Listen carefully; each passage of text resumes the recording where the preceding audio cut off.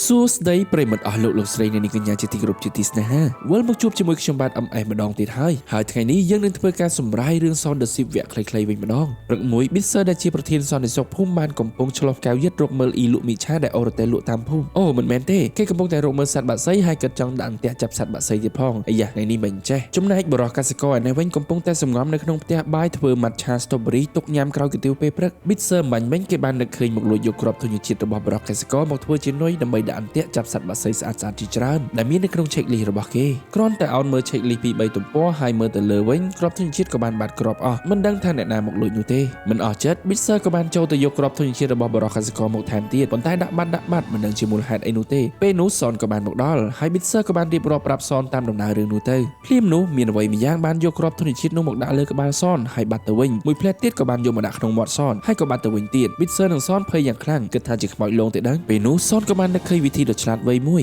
គឺគេបានយកខ្សែមកចងតាក់គ្នាភ្ជាប់ជាមួយនាឡិការ៉ូនិងកាមេរ៉ាទូរស័ព្ទដើម្បីចាប់រូបភាពថាតើអ្នកដែលលួចគ្រាប់ធញ្ញជាតិនោះគឺជាអ្នកណាសនក៏បានចាប់យករូបភាពបានពិតមែនមិនមួយអង្គយូរសនក៏បានយករូបភាពនោះទៅបង្ហាញ Bitser ភ្លាមតាមពិតអ្នកដែលលួចយកគ្រាប់ធញ្ញជាតិទាំងនោះគឺជាសត្វកំប្រុកហើយ admin សូមដាក់ឈ្មោះថាកំប្រុកកំពូលលបឿនព្រោះវាលឿនមែនទែនត្រឹមតែមួយប្រព្រឹត្តភ្នែកវាអាចធ្វើសកម្មភាពបានរាប់រយសកម្មភាពឯណោះកំប្រុកកំពូលលបឿននោះបានទៅរំខានសនហើយនឹង Bitser ជាមួយនឹងក្រុមជាមឲ្យចលាចលពេញនឹងតែម្ដងគ្មាននរណាអាចចាប់កំប្រុកនោះបានឡើយចំណែកបរិះកសិករវិញមិនដឹងថាធ្វើម៉ាឆា strawberry ឬសម្លម្ជូរ strawberry នោះទេឆ្នាំងចានស្អិតពេញដៃប្រឡាក់ពេញផ្ទះបាយសំឡេងកណ្ដឹងក៏បានរោដោយអ្នកដឹកជញ្ជូនបានយកអីវ៉ាន់ដែល Bitser កំងតាមថៅបាវមកឲ្យដល់មុខផ្ទះ Bitser ក៏បានចេញទៅទទួលហើយរបស់នោះគឺជាអន្ទាក់ដាក់សត្វកំប្រុកគ្រាន់តែ Bitser និងសនបានយកអន្ទាក់នោះឡើងទៅខាងលើរួចក្រុមជាមបានយកនំមកឲ្យសនហើយនិង Bitser ញ៉ាំព្រោះតែពួកគេនឿយហត់អស់កម្លាំងពេកគ្រាន់តែមួយប្រព្រឹត្តភ្នែកដែលសននិង Bitser លូកដៃយកនំញ៉ាំកំប្រុកកំពូលលបឿនបានយកម៉ូទ័រឆាតមកកាត់អន្ទាក់ហើយយកគ្រាប់ធញ្ញជាតិចេញនិងបានទៅបដូរនំពីដៃសននិង Bitser ឲ្យទៅជាស្បែកជើងវិញទៀតផងពួកគេក៏បានខាំស្បែកជើង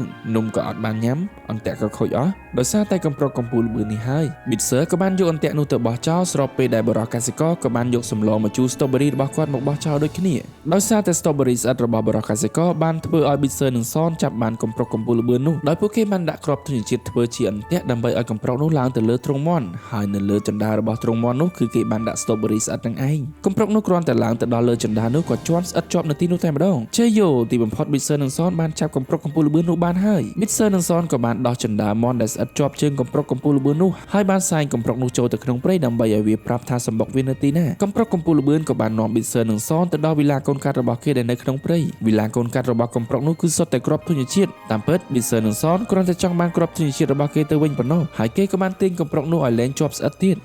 ខំតាមដានមួយថ្ងៃក៏ពិតមកដល់លែងស្រួលអញ្ចឹងឯងចុះអត់យល់ហ្មង Bitser និងសនបានជញ្ជូនគ្រាប់ធញ្ញជាតិនោះមកដល់ផ្ទះបរិះកសិករដែលកំពុងតែប្រមូលកែវ strawberry របស់គាត់ចេញពីផ្ទះកែវ strawberry ច្រើនផងស្អិតផងរអិលផងបរិះកសិករក៏បានទៀតចូលរទេះគ្រាប់ធញ្ញជាតិរបស់សននិង Bitser នោះរទេះនោះក៏បានរអិលទៅមុខហើយបុកនឹងស្នូកចំណីរបស់ក្រុមជាមបានធ្វើឲ្យបរិះកសិករខ្ទាតទៅជាប់នឹងដើមឈើមើលមួយផ្លែតដូចជាសបុកឃ្មុំអញ្ចឹងគ្រាប់ធញ្ញជាតិរោមពេញខ្លួនជើងក៏ជាប់ជាមួយនឹងមែកឈើមិនដល់5នាទីផងពេលនោះមានសត្វបាក់សីស្អាតជាច្រើនបានមករោមព័ទ្ធបរិះកសិករមានទាំងពណ៌លឿងបៃតងពណ៌ក្រហមទឹកក្រូចពណ៌ស៊ីចម្ពូពណ៌អន្តនូមកអស់ហើយនេះជាគោលដៅរបស់ Bitser ដែលគេចង់ឃើញសត្វបាក់សីទាំងនោះតាមពិតគេមិនដាក់អន្ទាក់ឯណា admin ច្រឡំតា Bitser គេគ្រាន់តែចង់គយគុណសម្រាប់បាក់សីទាំងអស់នោះតាសម្រាប់រឿងវគ្គកំប្រុកកំពូលលបឿនក៏បានបញ្ចប់កុំភ្លេចជួយហៅគ្នាមកមើល admin ផងណាធ្លាក់ view ខ្លាំងណាស់ហើយសម្រាប់អ្នកដែលអត់ទាន់ subscribe កុំភ្លេចចុច subscribe និងដាក់រូបកណ្ដឹងផងណា admin នឹងព្យាយាមចេញវីដេអូឲ្យលឿនបំផុតតាមដែលអាចធ្វើទៅបានតែសុំសួរ fan បន្តិចបើចេញវីដេអូខ្លីៗអញ្ចឹងអត់ប្រកាន់ណា